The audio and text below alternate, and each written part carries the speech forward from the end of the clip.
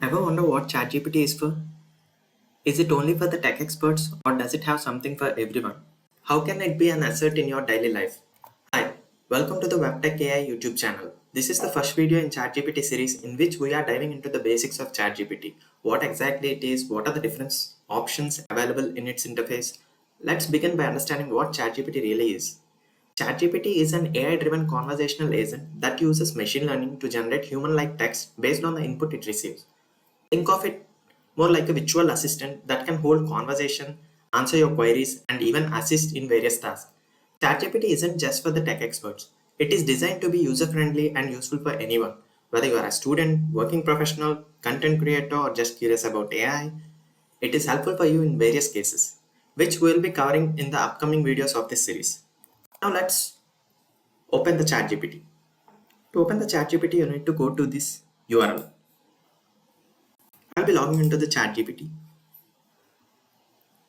To log in, it was provided with the three options. I'll be choosing login with Google Mail. I'll be selecting my Google Mail.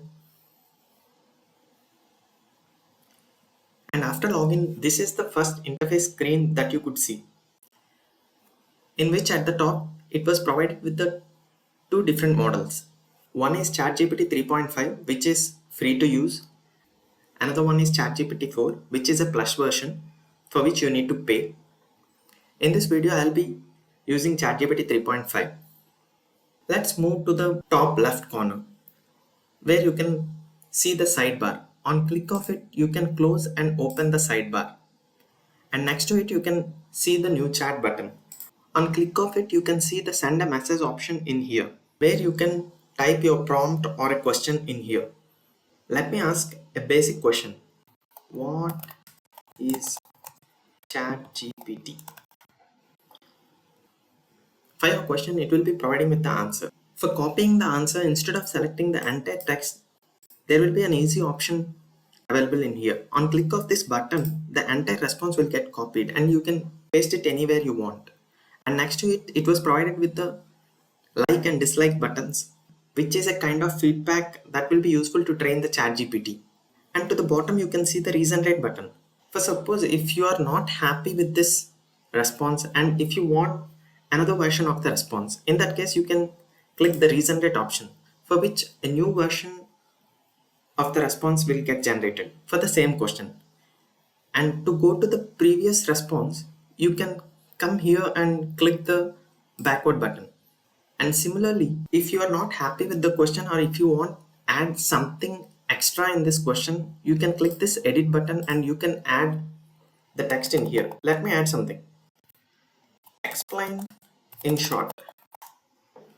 So I'm clicking save and submit, for which a new response is getting generated. As I'm asking to explain in short, I got a response in short. And to go to the previous question, you can go to this backward button and you can access in here. To the top right corner, you could see the share chat button. On clicking it, you can see this pop-up where you can generate the link for this chat. And it was provided with an edit button where you can edit the heading for your chat. And if you want, you can share the name or you can be the anonymous. Now I'm generating the link for this chat. The link has been generated. Now let's test the link in new tab. I'm pasting the link. This is the chat for which we generated the link. Coming back to the interface, to the top left you could see the chat history, which was provided with an edit button for which you can change the headings for your chat history, or even you can delete the chat.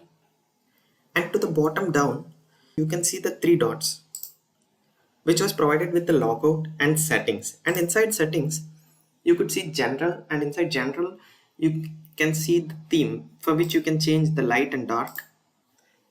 And you can see the clear all chats. On clicking the clear, entire chat history will get cleared. And coming to the data controls, it was provided with chat history and training option for which you can turn on and off. By turning it off, the chat history will get disabled and your conversations will not be used by the ChatGPT to train its model. And in the shared links, all the links that we have generated will be available in here. This is the link that we have generated recently, for which you can delete the link or you can even go to the chat directly on clicking this. And coming to the export data, when you click on the export data, all the information of your account and all the conversations that you made through this account will be exported to your Gmail as a zip file, and which will be available to download for some time. And you can even delete the account on clicking the delete. Now let's move to the third option called custom instructions, in which it was provided with the two input boxes. On the first input box, you can provide your information like what you work for, what are your hobbies, and what are your goals. Based on this information, you will get the better responses that suits you. In the second input box, you can provide how ChatGPT need to address you, or how the response should be, whether it should be a short, long, or funny, casual, or professional, something like this. For example, I'll be giving address me as web tech AI, and I'll also give response should be short and funny. In the first input box, I'll be providing I'm a YouTuber and talk about technology. And at the bottom, this should be enabled. Now let's save. And the custom instructions will work only in the new chat and will not work on the old chats that was there in the history. So now let's test. I'll give the basic prompt. Now see, it is addressing me as a webtech AI, and it mentioned why did the computer keeps it drink on Windows, because it wanted a bit of Windows refreshment. As I mentioned, response should be funny and short. It mentioned a kind of a joke and it's short. And you can provide any custom instructions like this. And finally, at the bottom, you could see a question mark in which there is an FAQ sections or release notes. All the upcoming releases about the ChatGPT will be available in here, and the terms and policies and the keyboard shortcuts will be available in here. And that's it for this video, guys. Let's discuss more about ChatGPT in the next video. Thanks for watching.